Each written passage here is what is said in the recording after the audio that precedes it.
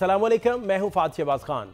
तहरीक इंसाफ इंतहा पसंदी की सियासत छोड़ दे, सियासी रवैये अपनाने पर इसके लिए रास्ता निकल सकता है। बिलावल भुट्टो जरदारी। गवर्नर सिंध कामरान टेसोरी कहते हैं कि पीटीआई से मुज़ाकरात नहीं होने चाहिए, इसके साथ वही रवैया इख्तियार किया जाए जो एमक्यूएम से रवा रखा गया था। क्या सियासी इस्तेहकाम लाने के लिए हुकूमत और अपोजिशन मुज़ाकरात करने में संजीदा हैं? हुकूमत और हिज़्ब इख्तिलाफ के मुज़ाकराती एजेंडे में 180 डिग्री का फ़र्क। ऐसे में मुज़ाकरात के लिए सेम पेज पर कैसे आया जा सकता है? और मुज़ाकरात, मौफ़ी और मुज़ाहमत, जमहूरियत की गाड़ी दायरों के सफ़र से निकलकर कब मंजिल पर पहुंचेगी?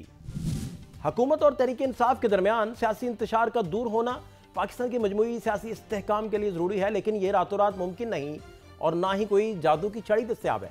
इसलिए शबाना रोज़ मेहनत दरकार है, जिसमें बामानी और नतीजा खेज मुज़ाकरात का होना सबसे अहम है, जबकि बातचीत के लिए माहौल बनाना भी ज़रूरी है। लेकिन बदकिस्मती से अभी तक ऐसा माहौल नहीं बन सका, जिसकी वजह से मुज़ाकरात शुरू होने के आसार नज़र नहीं आ सके, जबकि एजेंडे पर भी फ्रीकैन 180 डिग्री की दूरी पर हैं।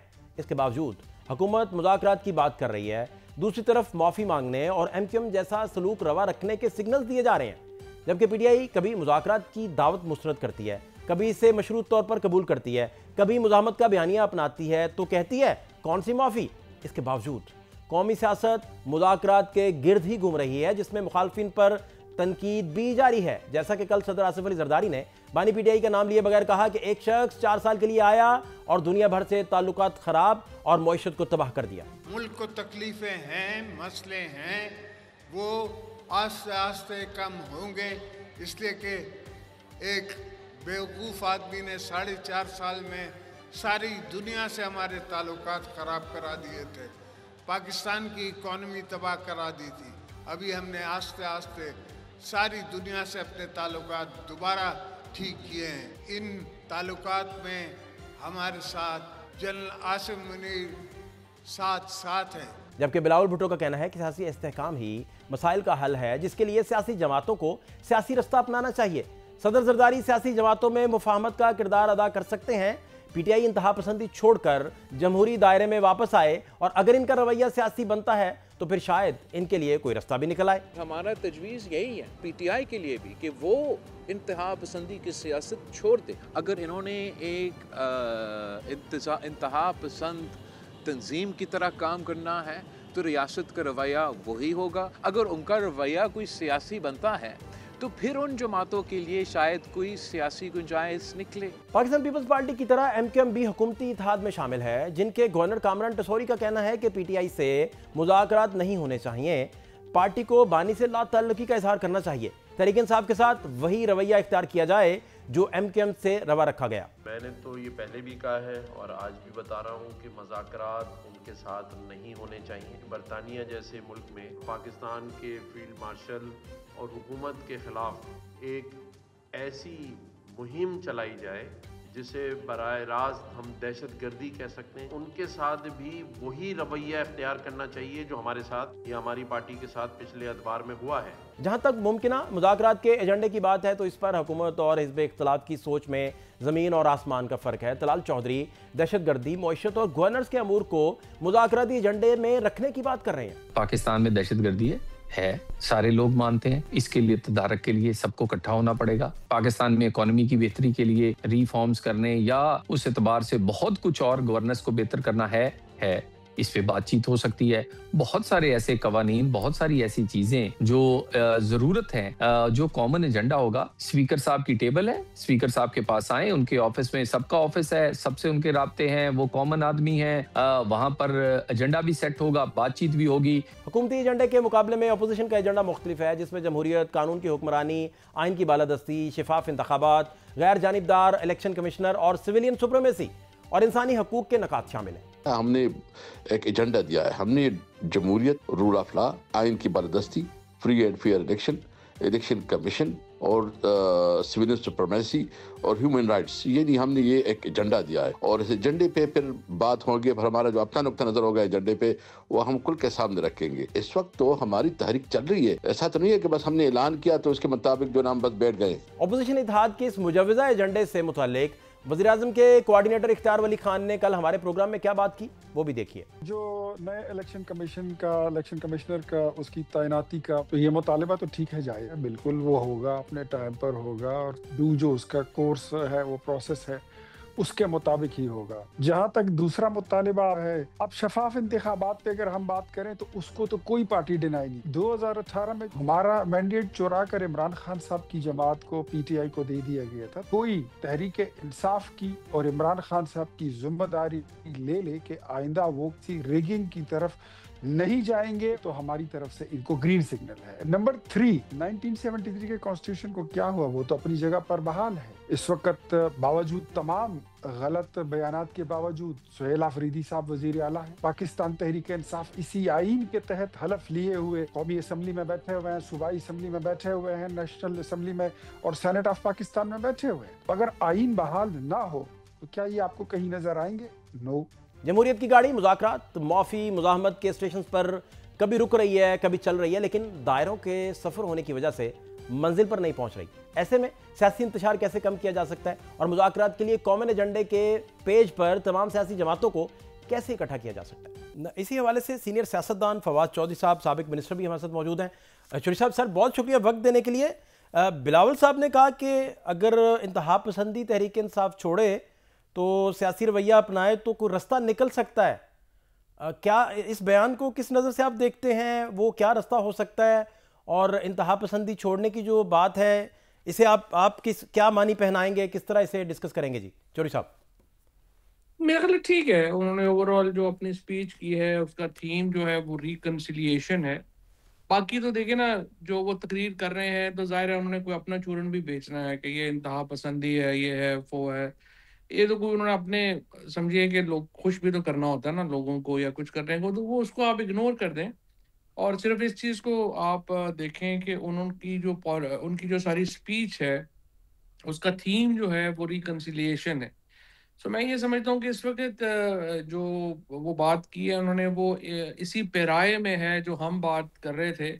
ये भी एक बड़ी अच्छी बात है कि देखिए आपसे कुछ हफ्ते कबल जब हमने ये मामला शुरू किया था डायलॉग का, मुफाहमत का, टेम्परेचर नीचे लाने का, तो कोई इतने टेकर नहीं थे इसके। लेकिन अब कम से कम ये है कि एक नेशनल कंसेंसस हमें नज़र आ रहा है इस बात के ऊपर कि टेम्परेचर नीचे आना चाहिए, बातचीत होनी चाहिए और चीज़ें जो हैं वो आगे बढ़ानी चाहिए। तो आई थिंक बिलावल साहब की स्पीच को भी इसी पैराए में ही लेना चाहिए और हमने खुद भी अभी आसिफ जरदारी साहब से दरख्वास्त की है मुलाकात की। वो इस्लामाबाद पहुंचते हैं तो अगर उनसे मुलाकात होती है तो फिर उसका ज़्यादा एक हमारे पास एक डायरेक्ट आइडिया होगा उनके ख्यालात का। अच्छा, आप मुलाकात करेंगे तो फिर आप समझते हैं कि मेन रोल फिर इसका मतलब जरदारी साहब का, बिलावल साहब का होगा लेकर चलने में सारे मामले को, इस मुद्दे को? ये मेन रोल तो जाहिर है कि एस्टैब्लिशमेंट है, हुकूमत है और इमरान खान है। तीनों ही पार्टी हैं और तीनों का ही बड़ा मेन रोल है। जो पीपल्स पार्टी है वो भी अहम अलाय है इस वक्त गवर्नमेंट की। सो नून लीग और पीपल्स पार्टी समझें कि हुकूमत को रिप्रेजेंट करती है। एस्टैब्लिशमेंट का रोल तो है ही है और फिर इमरान खान, जाहिर है ये तो नहीं हो सकता कि हुकूमत और एस्टैब्लिशमेंट मिलके कोई रिलीफ दे और आगे इमरान खान जो है वो रिलीफ ना दें या उसके जवाब में कोई मुस्बत जवाब ना दें, तो ज़ाहिर फिर तो चीज़ें नहीं चल सकेंगी ना। इसीलिए हम समझते ये हैं कि हुकूमत रिलीफ दे और जो कोट लखपत के लोग हैं उनको अगर पैरोल के ऊपर रिहा कर दे तो फिर एक्चुअली एक बड़ा लीप फॉरवर्ड हो जाता है बातचीत करने का भी और चीज़ों को आगे ले जाने का भी। और यही बात जो है हमारी पहले एयाज सादिक साहब से भी बात हुई है, राना साहब से भी बात हुई है, अब हम डायरेक्ट शहबाज शरीफ साहब से और जरदारी साहब से भी यही बात करना चाहते हैं। क्योंकि फायद आप एग्री करेंगे कि ये जो मौजूदा पीटीआई की लीडरशिप है बाहर या इवन तरीके तहफ़्फ़ुज़ आइन के लोग हैं, तो देखिए उनको इमरान खान नहीं जानते, इमरान खान को वो नहीं जानते। तो आपने जिससे बात करनी है तीसरे फरीक से, कुछ ऐसे लोग चाहिए ना कि जो उनको भी जानते हों, जिनको वो भी जानते हों, तो खुल के बात तो हो सके। अच्छा, इसका मतलब ये हुआ चौधरी साहब कि आप कोई रास्ता ये निकालने की कोशिश करेंगे कि जरदारी साहब अगर एग्री कर जाएं कि ये असीरान जो हैं कोट लखपत के, इन्हें पेरोल पे रिहाई मिल जाए और ये फिर आगे जाके इमरान खान साहब को कन्विंस करें कि टेम्परेचर को नॉर्मलाइज किया जाए, तो बेसिकली स्कीम ये है। बिल्कुल, असल बात यही है कि देखिए ना, जब ये होता है तो हमें कम से कम इमरान खान से जो चीज़ चाहिए वो ये है कि आपका जो अकाउंट्स हैं, जो पर्सनल अकाउंट्स हैं, वो कम से कम जो है वो पर्सनलाइज्ड कैंपेन्स के लिए इस्तेमाल नहीं होने चाहिए। ये रिलीफ जो है वो इमरान खान का बड़ा इम्पोर्टेंट है। ये जब हो जाता है तो फिर इससे आगे चीज़ें जो हैं वो और निकाल लेंगे। बाकी चीज़ें तो देखें ना, इलेक्शन की तरफ जाना है, वो क्या करना है, वो फिर इमरान खान पीटीआई में जिनको नॉमिनेट करें वो गवर्नमेंट मिलके उसके ऊपर बातचीत होती रहती है। हमारा तो मकसद सिर्फ ये है पॉलिटिकल टेम्परेचर नीचे आए। अगर मैं और आप बैठ के चाय ही नहीं पी सकते, कोई बात ही नहीं कर सकते, तो हमने डायलॉग क्या करने हैं? तो पहले ये माहौल तो बने। अच्छा, और इन इन सारे लोगों में जिन्होंने पे रोल पे रिहा होके इमरान खान साहब को जाना है और मनाना है जाके और उन्हें बताना है कि टेम्परेचर नॉर्मल करने की ज़रूरत है, उनमें यास्मीन बीबी होंगी, उमर सरफराज सीमा होंगे, महमूद रशीद होंगे, और शाह महमूद भी साथ शामिल होंगे। जी बिल्कुल, बिल्कुल। शाह महमूद साहब हो गए, उमर चीमा, एजाज चौधरी, ये सारे लोग जो हैं, ये 5 लोग हम समझते हैं कि इनका कद है पीटीआई में जो ये बात कर सकते हैं खान साहब से। और अब दो जगह से हाँ हो तो फिर ये बात आगे बढ़ेगी। पहली तो जरदारी साहब इससे एग्री कर जाएं आपकी बात से, इस प्रपोजल से, और फिर दूसरा ये कि वो सारे लोग चले जाएं तो इमरान खान भी एग्री कर जाएं इन लोगों से। हाँ बिल्कुल। देखो 3 फरीक है ना, एस्टैब्लिशमेंट है, हुकूमत है और इमरान खान है। तीनों में से एक भी अगर समझता है कि नहीं जरूरत नहीं है तो बातचीत आगे नहीं चल सकती। तीनों का राजी होना जरूरी है। ये भी नहीं है ना कि एस्टैब्लिशमेंट समझती हो कि नहीं जी हाई टेम्परेचर ठीक है, हमने ठीक कर दिया, इन सबको जेलों में डाल के जबरदस्त हो गया है, तो फिर तो ज़ाहिर है नहीं आगे चीज चल सकती ना। ये तो देखिए हुकूमत ने, एस्टैब्लिशमेंट ने और इमरान खान, तीनों को ये एहसास होना चाहिए कि इनकी लड़ाई जो है वो पाकिस्तान को बड़ी भारी पड़ रही है। स्पेशली जो मिडिल क्लास है हमारी, जो लोअर मिडिल क्लास है, जो आपके प्रोग्राम में मैंने पहले भी बात की थी कि 50,000 से 3 लाख रुपए तक कमाने वाले लोगों का की कमर टूट गई है। उनको समझ नहीं आ रहा जिंदगी कैसे गुजारनी है, क्योंकि 200% इजाफा हो चुका है आपकी रोजमर्रा की अशिया में। और ऊपर से आप तो खुद सैलरीड पर्सन है, आपकी तनख्वाहों पे इस वक्त 40-40% टैक्स लग गया। तो आपकी आमदनी कम हो गई है और चीजें महंगी हो गई हैं, तो जाहिर है लोगों ने तो चीखना ही है। ठीक। अच्छा, दूसरा, इन इन 5 शख्सियात से बड़ी मोतबर भी हैं, बड़ा हैवी कद है, उनसे भी एग्जैक्टली यही बात हो चुकी है कि भाई उन्हें अगर अडयाला जाना पड़े तो वो फिर जाके टेम्परेचर को कम करने के लिए रोल प्ले अपना करें। नहीं, बात ना सिर्फ ये कि बात हो चुकी है, देवर काइंड इनफ कि उन्होंने एक लेटर भी लिख दिया। उन्होंने अडयाला में एक लेटर लिखा और कहा कि बातचीत होनी चाहिए, मुफाहमत होनी चाहिए, ये बात होनी चाहिए। दूसरा मुझे ये भी बड़ा देखें अच्छी बात है, I must praise Sohail Afridi के उन्होंने लाहौर के दौरे में अपनी पॉलिटिक्स भी की है, चीज़ें भी की हैं और बड़ी तल्ख बातें नहीं की। हालांकि उनके साथ पंजाब हुकूमत के स्पेशली वो जो इन्होंने साफी नुमा कार लोग रखे हुए हैं, उन्होंने बदतमीजी भी की, सब कुछ भी किया, लेकिन उसने भी बड़ी रिस्पॉन्सिबिलिटी का आई थिंक मुजाहरा किया है। सो आई थिंक ये 5 ये हो गए और सोहेल आफरीदी हो गए, they make the perfect team Khan साहब से बात करने के लिए। और इससे पहले भी आप, इससे पहले कि आप जाएं और जरदारी साहब से जाके ये सारा पूछें, फैसला साज जो होंगे जिन तक आपकी रसाई होगी उनसे भी इस प्रपोजल को आपने वेट करवाया, डिस्कशन में कुछ लिया, कोई लूप में चीज़ें आई, या ये आप अभी सिर्फ जरदारी साहब से ही इनिशिएट करेंगे इसे? ये कानों तक तो हमने देखे तीनों के ही पहुंचा दिया है, यानी हुकूमत, एस्टैब्लिशमेंट और ये हमारे लोग हैं कोट लखपत वाले, कानों तक तो इन तीनों के ही पहुंच चुका है। अब आगे फैसला हुकूमत से, जाहिर है कि हमारी मुलाकातें भी हुई हैं। एस्टैब्लिशमेंट ने जो एक्ट करना है वो तो हुकूमत के जरिए ही एक्ट करना है ना, तो आगे जैसे वो मुनासिब समझेंगे अकॉर्डिंगली कर लेंगे। तो आप अभी तो आप पुरुमीद हैं कि इस तरह का कोई प्रपोजल जो है अगर उसे पजीराई मिलती है तो ये बात फिर आगे बढ़ाने के लिए बेहतर है। इसके अलावा फिर क्या सोचा जा सकता है? ये तो चलें, आपने एक सोचा है, फिर मुलाकात होनी है, फिर इस पे तो आने वाले दिनों में ही कुछ कहा जा सकता है और पूछा भी जा सकता है। मज़ीद कौन सा रास्ता है जो आप समझते हैं कि लिया जा सकता है इसके अलावा? 10 जनवरी तक हमें पता चल जाएगा कि क्या इसमें कामयाबी जो है वो आगे होती है या नहीं होती। मेरा ख्याल है 10 जनवरी या 12 जनवरी तक जो है वी विल नो कि आगे चीज़ें जो हैं वो कैसे जानी है। और किस डेट को मुलाकात है जरदारी साहब से आपकी? नहीं, मैंने आपको कहा है कि जरदारी साहब को, शहबाज शरीफ साहब को हमने मुलाकात के लिए दरख्वास्त कर दी है। अच्छा। अब आगे तो जब वो देंगे, मेरा ख्याल है यकम के बाद ही होगी जो भी होगी, और हमें फिर 10 तारीख तक कुछ समझ आ जाएगी कि चीज़ें किधर जा रही हैं। अगर तो चीज़ें नॉर्मलाइज होनी हुई तो भी नज़र आ जाएंगी, नहीं होनी हुई तो भी नज़र आ जाएंगी। तो आप ये मोहसिन नकवी साहब से मुलाकात तो अभी शायद नहीं हुई आपकी? उनको भी कहा है, मोहसिन नकवी साहब को भी हमने दरखास्त की है, उनसे भी मुलाकात की, लेकिन ये यकम के बाद ही अब सारी चीज़ें होंगी, बिकॉज आपको पता ही अभी जो छुट्टियाँ चल रही। बहुत शुक्रिया जी। सीनियर सियासतदान फवाद चौधरी बड़ी इंपॉर्टेंट डिस्कस कर रहे थे और उनका कहना है कि जरदारी साहब से मुलाकात करेंगे, शहबाज शरीफ साहब से भी दरख्वास्त की है, जरदारी साहब से भी दरख्वास्त की है और फिर उसमें बड़ी अहम तरीन डिस्कशन होगी, फिर आगे बात बढ़ेगी जो मुज़ाकरात के मामले का डिस्कशन चल रहा है। शॉर्ट ब्रेक एक लेंगे प्रोग्राम में, हमारे साथ रहिए। ब्रेक के बाद खुश आमदीद सीनियर जर्नलिस्ट हैं जी आमिर इलियास राना साहब, किसी तारुफ के मोहताज नहीं।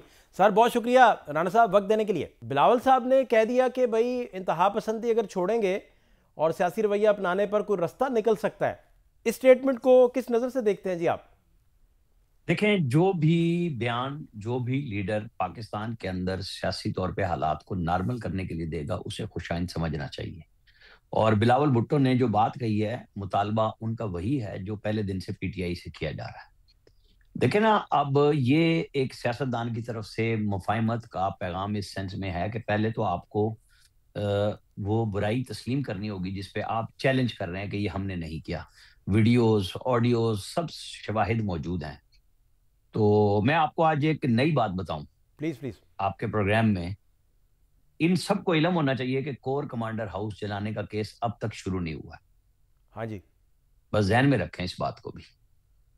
अच्छा, तो ये आप कह रहे हैं जल्द फिर शुरू होने जा रहे हैं या कुछ हो नहीं, सकता मतलब जब कोई चीज नहीं माननी ना आपने, तो कोई जरूरी तो नहीं है ना रियासत के ऊपर ये पाबंदी है कि सारे केस बैक वक्त चला ले। वो किसी के प्रेशर में तो नहीं ना फैसला करेगी। जीएचक्यू हमला केस तो आ रहा है ना, जनवरी में शुरू होने जा रहा है, वीडियो लिंक पे होगा अदालत में। तो उसके भी तो गवाह चंद रह गए हैं, क्योंकि अगर वैसे गिना जाए तो आधे रह गए हैं। लेकिन conclude ये होने वाला मेरे है वो इत्तला भी। के मुताबिक 5-6 गवाहों के बाद वो कहेंगे कि जी हमारी गवाहियां खत्म, हम बाकी खत्म कर रहे हैं। ठीक। तो ये बात पीटीआई की जो क्यादत बाहर मौजूद है, क्योंकि जाहिर है समझने की बात उनकी है। कुछ लोग वो हैं जो इमरान खान के अंदर रहने में पैसे भी कमा रहे हैं और अपना नाम शाम भी चला रहे हैं, और कुछ लोग वो हैं जो हर सूरत में सियासी तौर पे पार्टी को जिंदा रखना चाहते हैं। और उन लोगों की बड़ी राय है कि सलमान अकरम राजा साहब को अपने जोश से खिताबत को थोड़ा सा संभाल के करना चाहिए कि वो अलीमा खान के साथ मिलके जो मर्जी, जाहिर है उनके हमशीरा इमरान खान साहब की इंस्ट्रक्शंस हैं कि वो ले रहे हैं, लेकिन उन्हें पार्टी के सियासी फायदे को भी देखना चाहिए और उसी में इमरान खान का फायदा है। तो जो लोग ये बात समझते हैं वो बड़ा जोर लगा रहे हैं आजकल के जनाब अभी 1-2 केसेस और हैं जिसमें 7-8 पार्लियामेंटेरियंस एकदम सजाओं में आ जाएंगे। तो ये क्या सलमान अकरम राजा ने प्रोसिक्यूशन देखी हुई है? अगर वजीर आला केपी, मैं आपको गारंटी से कहता हूं कि हरीपुर में खड़े होके एस्टेब्लिशमेंट को चैलेंज ना करते तो बहुत कुछ फिर भी बेहतर हो सकता था। लेकिन जिस तरह चैलेंज किया, फिर इमरान खान का ट्वीट आ गया, उसने इन सब मामलात को फिर जीरो पे लाके खड़ा कर दिया। जो लोग भी कोई कोशिश कर रहे थे कि सियासी मुफाहमत का रास्ता निकले। अच्छा राना साहब, एजाज सैयद साहब प्रोग्राम में भी थे, वो फरमा रहे थे कि अगर मुज़ाकरात का कोई ठोस रास्ता है तो वो सिर्फ बुशरा बीबी के ज़रिए निकल सकता है, जो इमरान खान साहब को कन्विंस कर सकती हैं और वही एक रूट बचता है। ये कोई डिफरेंट बात है थोड़ी। इस पे आपकी क्या राय है, क्या टेक है? इस वर्केबल प्लान है ये वाला भी, या इस पे बात हुई है कभी? वर्केबल प्लान क्यों, इस पे तो वर्क किया जा चुका, अमल भी किया जा चुका, और उसके बाद बीबी साहिबा दोबारा पहुंच गई, क्योंकि इनकी जो जमानत हुई उसके थी, बाद कुछ हो सका दोबारा से कोई? मैं आपको बता रहा हूँ ना, जो 26 नवंबर को इनको क्यादत का खुद शौक आ गया था ना कि ये भी लीडर हैं, उसने इमरान खान की रिहाई को इतना तवील अरसा और दूर कर दिया। अब भी जो आप ध्यान में रखिएगा, बैरिस्टर गौहर और इन जैसे लोग, जिन लोगों ने डॉक्टर उज़मा की अपनी गारंटी पे ये मुलाकात कराई थी कि आइंदा सियासत नहीं होगी, और जो कुछ उसके बाद हुआ, DGISPR की प्रेस कॉन्फ्रेंस, कोर कमांडर्स की कॉन्फ्रेंस का एलामिया और शहबाज शरीफ की तरफ से दावत, इन सबको इकट्ठा मिला के देखना होगा आपको। वो कह रहे थे ब्लैकमेलिंग नहीं होगी, यानी आपको अपने मुतालबात से हट के बात करनी होगी। अब कितनी देर महमूद खान अचकज़ई और अल्लामा राजा नासिर अब्बास को इजाजत रहेगी मुज़ाकरात की, क्योंकि वो तो नवंबर में तहरीरी तौर पे लेके आए थे ना बैरिस्टर गौहर कि जनाब इन दोनों को इख्तियार दे दिया गया है, लेकिन अलीमा खान ने भी उड़ाया उस इख्तियार को और शेख वकास अकरम ने भी उड़ा दिया। तो वो तो जीरो कर दिया ना उन दोनों की गुफ्तगू को एक लिहाज से। और एक वक्त ऐसा भी आया था कि महमूद खान अचकज़ई ने कहा था फिर खुद ही कर लो अगर ये सब कुछ करना है। मैं आपको बताऊं, इस वक्त अल्लामा राजा नासिर अब्बास ज्यादा लचक दिखा रहे हैं महमूद खान अचकजई के मामले में। आप ये ध्यान में रखिएगा, जो मैं किसी जाती मनफियत की बात नहीं कर रहा, लेकिन जो मैंगल साहब हों या महमूद खान अचकजई हों, इनके बलूचिस्तान के मसाइल बहुत ज्यादा हैं और ईगो भी बहुत बड़ी है उसमें।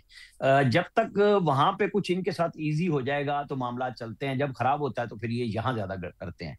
तो ये पीटीआई के सोचने की बात है कि ये किसके हाथ में खेलेंगे या अपनी सियासत खुद करेंगे। राणा साहब, बेसिकली आप ये फरमा रहे हैं कि अलामा नासिर जो हैं वो बेहतर तरीके से अपने अपने पत्ते सियासी खेल रहे हैं। वो पीटीआई के लिए सियासी पत्ते सही खेल रहे हैं, उनको भी चुप कराया गया है। महमूद खान अचकजई ने बहुत सख्ती की है और मैंने आपको इशारा दिया है कि ये सब के अपने अपने मफादात हैं, लेकिन पीटीआई खुद अपने मफाद के खिलाफ जा रही है। इमरान खान साहब समझते हैं कि वो प्रेशर से करा लेंगे, तो प्रेशर तो आपने बहुत आजमा लिया। ये वजीर आला का भी आज 3 दिन का विजिट मुकम्मल हो जाएगा। आप और हम यही है ना, फिर देख लेंगे कि कितनी पंजाब की मोबिलाइजेशन जो है वो आइंदा स्टेट पावर में आपको नजर आएगी। कितने लोग पंजाब असेंबली में नजर आए हैं आपको, पंजाब से ताल्लुक रखने वाले, कितने पार्लियामेंटेरियन नजर आए हैं आपको जो अडियाला भी आते हों और रेगुलर बैठ के फाइट करते हों। तो हुकूमती वसाइल जो केपी के हैं उनके ऊपर आके सैर सपाटा करना, पॉलिटिकल एक्टिविटी करना और बात है, जो लोग फेस कर रहे हैं पॉलिटिकल प्रेशर को वो कुछ और बात है। अभी तक वो नहीं निकले बाहर। तो इस सारे मुद्दे में जो असीरा ने यहाँ कोट लग पाते हैं, इनके बारे में जो कहा जाता है जी ये पेरोल पे पहले रिहा हों, फिर ये अडयाला जाएं और वहाँ जाके इमरान खान को कन्विंस करें। वो तो 9 मई में सारे उनको सजाएं हो चुकी, तो इस तरह कौन सोचेगा, कौन करवाएगा? गवर्नमेंट इस ऑप्शन को देख सकती है कि जो लोग कर रहे हैं ना बात, वो किस खाते में है? 3 में ना 13 में, तू कौन मैं खाम खा। भाई वो उनकी जेल को भी गंदा करने के लिए आए हुए हैं। मतलब जो बातें आ रही हैं सामने, शाह महमूद कुरैशी हो या जो 2-2 साल की जेल काट चुके हैं, वो फवाद चौधरी के हाथों में खेलेंगे, जिनको अपनी पार्टी में वापसी के लिए रास्ता इनके कंधों के जरिए चाहिए। और वो अपने कंधे इसलिए दे दें कि वो जेल को भी गंदा कर लें, क्योंकि इनके ऊपर तो इल्जाम है कि एस्टेब्लिशमेंट के बंदे हैं, पार्टी छोड़ के भाग गए थे सारे के सारे। तो इतने हमदर्द थे और इतने मुखलिस थे, तो इमरान खान ने तो बहुत सारे लोगों को वापस लिया, और नवाज पब्लिक को नहीं लिया वापस, इनको ले लेते। ये तो फवाद चौधरी जाते होते थे जीएचपी हमला केस में, इमरान खान से मिलते थे, मशवरे देते थे, भाई की वापसी एक दफा हुई, फिर उस भाई को भी फवाद चौधरी की वजह से ही सलमान अकरम राजा की जो आपस की इनकी लड़ाई है तो पीछे हटा दिया गया। फैसल फरीद बड़े अच्छे इमरान खान के जब तक वकील रहे, मुलाकातें बंद ही नहीं होने दी। जब से मामला दूसरी तरफ चले गए, इनकी मुलाकातें भी बंद होगी। तो इमरान खान का साथी तो वो होगा जो उसके लिए सियासी सहूलत हासिल करेगा, वो नहीं होगा जो उसे बंद करवा देगा। नहीं तो आप बेसिकली फवाद चौधरी हो या इमरान इस्माइल हो, महमूद मौलवी हो, ये कम से कम दरमियानी बात करते हैं, कोई एक्सट्रीम बात तो आजकल नहीं कर रहे किसी भी लेवल की। तो आप नहीं समझते कि इस तरह की आवाज़ों को फिर फैसिलिटेट किया जाना भी चाहिए? शायद मैं तो हकायक की बुनियाद पे बात करूंगा ना जी। मैंने आपको पहले कहा कि जो बात करेगा अच्छी सियासत की, उसको मैं तो कहूंगा खुशाइन, जैसे बिलावल ने की। जो पीटीआई से करेंगे, भाई ये किस खाते में करेंगे? इनके ऊपर तो एक छाप है कि ये भाग गए, ये भगोड़े हैं पार्टी से, निडर नहीं थे, दम नहीं था इनके अंदर, ठीक है। अब ये जिसके साथ जाएंगे वो भी गंदा होगा ना पार्टी की नजर में। मैं तो इस बुनियाद पे कह रहा हूं, वरना बड़ी अच्छी बात है जी, बड़ी बात कर रहे हैं। भाई आपके पास मैंडेट क्या है कि आप ये बात कर रहे हैं? मैं समझ गया आपकी बात। आप बेसिकली फरमा रहे हैं राणा साहब कि भाई ये बात अगर कर भी रहे हैं तो उसको पजीराई तहरीक इंसाफ के अंदर से भी नहीं मिल रही। कहां मिली? आप मुझे बताएं ना, कोई मिलना चाहता है इनसे? ठीक, यही बात आप बेसिकली कर रहे हैं कि भाई अपने अंदर से तो सोशल मीडिया जिस दिन ये मिलेंगे, जिससे मिलते हैं उसका बेड़ा गर्क कर देगा। नहीं, आप कह रहे हैं बेसिकली कि फिर जो शाह महमूद कुरैशी साहब की अब तक की तहरीक इंसाफ के लिए जेल भी काटी है, जो वो बर्दाश्त सारा कर रहे हैं, और वो भी फिर इस तरह नुकसान होता है जब ये सारे उन पर बात करते हैं बेसिकली, जो मैं समझाऊं आपकी बात सुनने के बाद। जी बिल्कुल, आप 100% दुरुस्त समझे हैं कि जो सियासी तपस्या इस वक्त वो जेल में काट के कर रहे हैं, उसको सारे को जीरो कर देंगे ना। मतलब डॉक्टर साहिबा हो, एजाज चौधरी हो, वो लोग, उमर सरफराज चीमा हो, उनको क्या फायदा होगा इनसे मिलके? उनको तो उल्टा नुकसान हो जाना है, क्योंकि ये तो पार्टी की नुमाइंदगी नहीं ना कर रहे, ये तो खुद ब खुद आ रहे हैं। मतलब लोग बल्कि कह रहे हैं कि इनको भिजवाया जाता है मुलाकात के लिए, अगले इनकार कर रहे हैं कि यार हमें नुकसान होता है तुम्हारे से मिलने से, पार्टी के अंदर हमारी वफादारी मशकूक हो रही है। ठीक, अच्छा, मोहम्मद अली दुरानी साहब भी हमारे साथ मौजूद थे कुछ दिन पहले। राणा साहब वो फरमा रहे थे कि गवर्नमेंट तो कभी फैसिलिटेट कर ही नहीं सकती मुज़ाकरात को, गवर्नमेंट तो खुद इसकी बेनिफिशरी है, तो वो क्यों चाहेगी कि मुज़ाकरात कामयाब भी हो जाएं और ये कौमी धारे में वापस भी आ जाएं और इस तरह की सारी बातें। ये इस रुख को आप किस तरह एड्रेस करेंगे, ये जो बात है? ये बिल्कुल उसी तरह ही है कि भाई दुरानी साहब हों या फवाद चौधरी साहब हों, तो क्या ये फैसिलिटेट करेंगे? देखें, पीटीआई की सियासी क़यादत को ये समझ आनी चाहिए कि एस्टैब्लिशमेंट उनसे बात नहीं कर रही। अगर कोई रास्ता निकालेगा तो वो हुकूमत, स्पीकर, उनके लोग निकाल सकते हैं। बेशक आप कहें कि जी वो बड़े बेनिफिशियरी हैं, लेकिन नुकसान भी उन्हीं का है ना, कि अगर अपोजिशन बिल्कुल ही नीचे लग जाए तो प्रेशर उनके ऊपर सबसे ज्यादा आता है। आपको दुनिया में और मुल्क के अंदर हर जगह पे फेस सेविंग चाहिए होती है। अगर अपोजिशन किसी खाते की नहीं होगी तो आप किस चीज की बुनियाद पे कोई भी फैसला रोक सकेंगे या बात कर सकेंगे? अच्छा राणा साहब, इसमें गाइड कर दें कि ना फिर जमहूरियत फौरी चलती तौर है। पर तहरीक इंसाफ क्या ऐसा करे कि ये माहौल ही सारा बदल जाए और काफ़ी चीज़ें तब्दील हो जाएं, और तब्दील होती भी दिखाई दें, आप भी रिपोर्ट कर रहे हो कि देखें ये भी बदल गया, ये भी बदल गया, ऐसा क्या वो करे? देखिए मैं आपको बताऊं, बैरिस्टर गौहर, असद कैसर, 2-3 नाम और आप ले लें।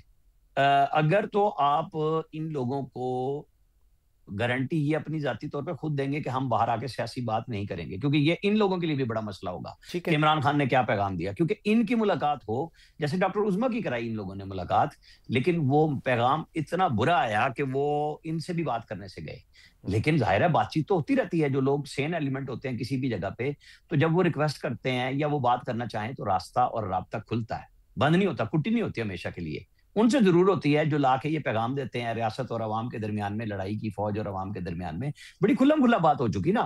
तो अब तो कोई वो नहीं रहा कि डीजीआई एसपीआर कोई अकेले बयान दे रहे थे ना, वो पहले अकेले दे रहे थे। फिर कोर कमांडर्स कॉन्फ्रेंस का जो एलामिया है उसने तो डबल स्टैंप उसके ऊपर इम्पोज लगा दिया ना आके डीजीआई एसपीआर की प्रेस कॉन्फ्रेंस पे। ये समझने का काम है कि जुर्रत पैदा करें, डरे नहीं, भागे नहीं, इमरान खान से जाके जेल में बात करें। और इन सबको पता है कि जेल की बात रिकॉर्ड भी होती है, गुफ्तगू भी हो रही होती है, तो कम से कम ये अपनी तौर पे पहला कदम उठाएं, यहाँ गारंटी दें कि हम जाएंगे और हम आके बाहर वो बात करेंगे जिससे कोई रास्ता बनता हो, इमरान खान को समझाने की कोशिश करेंगे। अब अगर इमरान खान ने नहीं ना समझना तो ये जितने मर्जी इकट्ठे हो जाएं, तो पार्टी तो इमरान खान की है ना। और अताब में भी वो हैं, उनके साथ वो लोग हैं जो जेल में हैं, जो जेल काट के आए हैं, जिन्होंने जमानतें कराई हैं, उनके साथ कोई वकील नहीं खड़ा होता। जो अंदर चले जाएं तो अल्लाह करके किसी को निकाल लेते हैं प्रेशर में, वो भी मेरे और आपके मीडिया के प्रेशर पे कि भाई इतने लोग तुम्हारे अंदर हैं। अभी संजानी का केस बड़ा अहम फाइनल स्टेज पे आ रहा है, उसमें भी पार्लियामेंटेरियंस डायमंड पे जा सकते हैं। आप देखेंगे बहुत सारी चीजें यानी ये इसी तरह चलता रहा तो 2026 भी आप इसी तरह ही देख रहे हैं कि हुकूमत के सामने कोई ऑपोजिशन होगी नहीं? देखें, पीटीआई ने अपने आप को इमरान खान की रिहाई से, इमरान खान की मुलाकात पे ला के खड़ा किया है। और आप जहन में रखिएगा कि कोर कमांडर्स हाउस जलाने पे कुछ शवाहिद अली अमीन गंडापुर और बैरिस्टर गौर को दिखाए गए थे बराह रास्त, और उसमें एक केपी से और एक पंजाब से खातून लीडर, पंजाब से जो पार्टी की नहीं है, फैमिली से हैं, और जो केपी के मफरूर हैं, उनका था कि ये एविडेंस उनके पास मौजूद है, वो भी रखा गया है। वो भी वक्त आने पे सारा आ जाएगा कि किस तरीके से उसको बकायदा जब लोग वापस जा रहे थे उनको वापस भेजा गया कि नहीं इस तरह नहीं करना, इस तरह करो, और फिर वो जलाया गया जाके। वो सारी चीजें स्टेट के पास अवेलेबल हैं, वो लेके चल रहे हैं कि भाई स्टेट भी ये तो नहीं है ना कि भाई बिल्कुल जालिम हो जाए और हर चीज दबा देनी है, लेकिन उन्हें मुल्क का भी चलाना है, सियासत को भी चलाना है, रियासत को भी चलाना है। तो कुछ चीजों को वो रोक रहे हैं। ये जीएचक्यू हमला केस को भी तो रोका गया था ना कि शायद कोई अकल इनको आ जाए, तो अब वो फिर अगर वो भी चल पड़ेगा तो उसमें जनरल फैज की कनाइमेंट्स आनी है, जो कहा गया था 9 मई के साथ। तो 9 मई का वो केस इमरान खान का बड़ा अहमियत का हामिल है, जो जीएचक्यू हमला केस है। तो डीजीएसपीआर ने पब्लिकली कहा था ना कि 9 मई वाला हमारे पास सिर्फ मिलिट्री कोर्ट में एक केस पेंडिंग है जिसमें जनरल फैज हमीद है। और वो तब कहा था उन्होंने जब ये सवाल किया गया था कि आखिर 9 मई को किसी ने प्लान किया होगा, किसी ने एग्जीक्यूट किया होगा, तो वो लोग कहाँ हैं, क्या सिर्फ ये हमला करने वाले आज खुद आ गए थे? ये उसके जवाब में उन्होंने कहा था। बहुत शुक्रिया जी आमिर इलियास राणा साहब, सीनियर जर्नलिस्ट, बड़ी डिटेल से अपना पॉइंट ऑफ व्यू दे रहे थे। शॉर्ट ब्रेक एक प्रोग्राम में शामिल करेंगे, हमारे साथ रहिए। ब्रेक के बाद खुश आमदीद तहकीकाती सहाफ़ी एजाज सैयद साहब हमारे साथ मौजूद हैं। शाह साहब बहुत शुक्रिया वक्त देने के लिए। शाह साहब, कल बिलावल साहब ने बड़ी इंपॉर्टेंट बात भी की। वो कहते हैं कि इंतहा पसंदी की सियासत अगर तहरीक इंसाफ छोड़ दे तो रास्ता फिर निकल सकता है। बड़ा इंपॉर्टेंट ये बयान है। जिन दिनों मुज़ाकरात का डिस्कशन दोबारा हो रहा है, प्राइम मिनिस्टर भी बात कर रहे हैं, सारे लोग मुज़ाकरात की गर्दान ज़रूर कर रहे हैं। किस नज़र से आप इस बयान को देखते हैं? और इंतहा पसंदी की सियासत छोड़ दे, क्या मानी आप इसे पहनाएंगे इस स्टेटमेंट को? जी बहुत शुक्रिया फ़हद। जो बिलावल भुट्टो जरदारी हैं, उनका जो बयान है वो इस्टेब्लिशमेंट की स्टेटेड पॉलिसी के मुताबिक है। क्या जो इस्टेब्लिशमेंट है उसका मुतालबा क्या है या उनको एतराज़ क्या है? उनको एतराज़ है इमरान खान की ट्वीट्स के ऊपर, एतराज़ है इमरान खान के मरकज़ मुखालफ और पर्टिकुलरली इस्टेब्लिशमेंट मुखालफ जो एहतजाजी कॉल्स हैं उनसे इख्तलाफ है।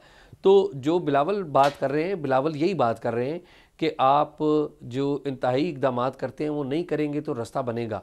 और frankly speaking at a long run Bilawal देखते हैं कि उनका जो पॉलिटिकल अलाइनमेंट है वो पीटीआई के साथ हो सकता है। तो ये बेसिकली बिलावल की बात खाली रास्ता दिखाने की बात ही नहीं है, ये एक possible not this year, next year, maybe I don't know when, लेकिन एक सियासतदान जो है हर वक्त एक विंडो खुली रखते हैं। तो बिलावल जो है पीटीआई के साथ कल कलां किसी वक्त ज़रूरत पड़ी तो बैठने के लिए भी तैयार होंगे। और ये जो बातें हैं, और आपको याद हो पिछले साल इन्हीं दिनों में पीटीआई और पीपल्स पार्टी की बड़ी आपस में जिसे कहते हैं ना गलबैयाँ हो रही थी, बड़ी मोहब्बतें होती रही हैं। तो ये एक फ्यूचर जिसे कहते हैं ना अरेंजमेंट है, उसके लिए भी एक विंडो खोली जा रही है।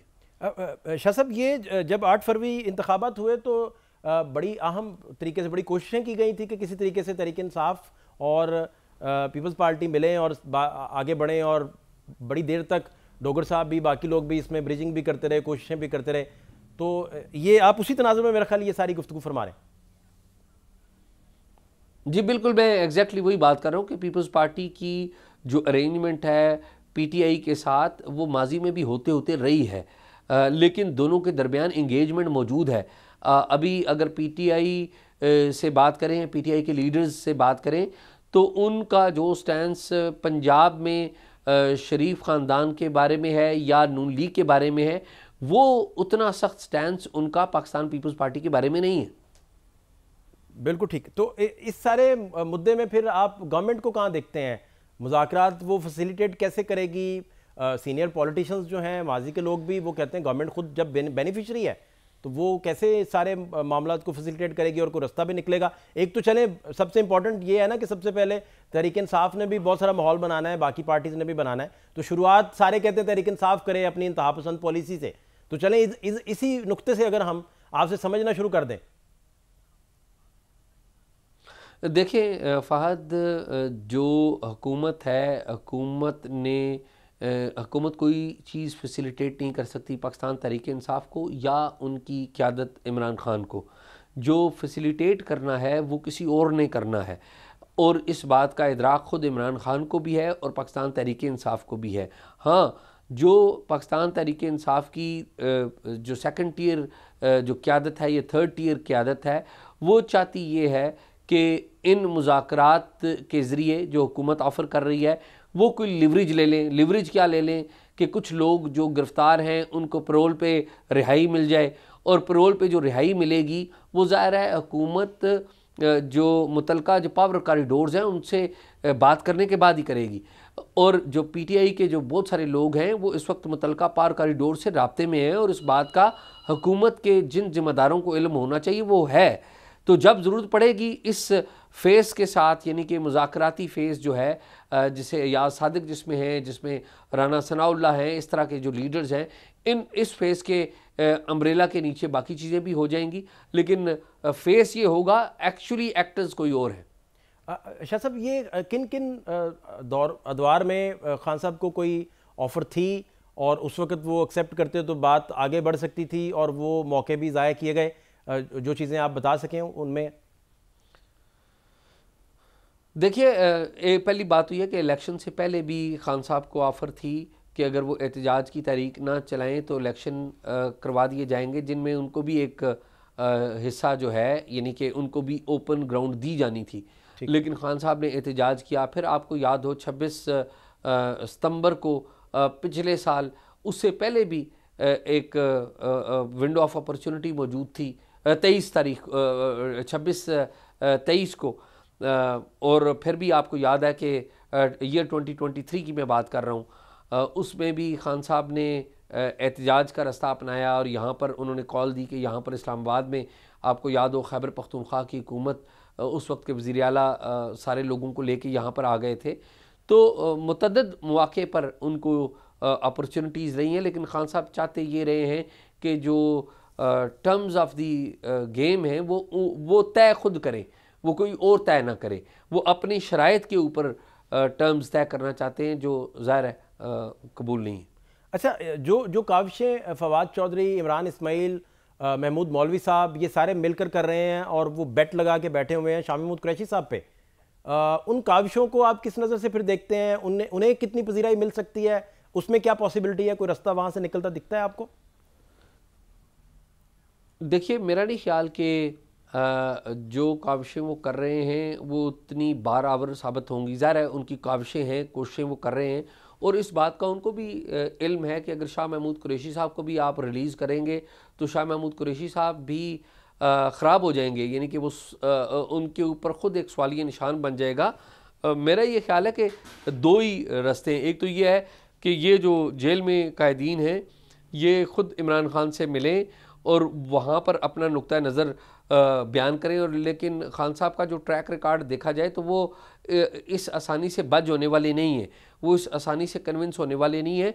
जो रास्ता, वाहिद रास्ता जो अपनाया जा सकता है या रास्ता कभी भी कोई निकलेगा तो वो मेरे ख्याल में वही रास्ता निकलेगा जो बुशरा बीबी के रूट से होकर आएगा।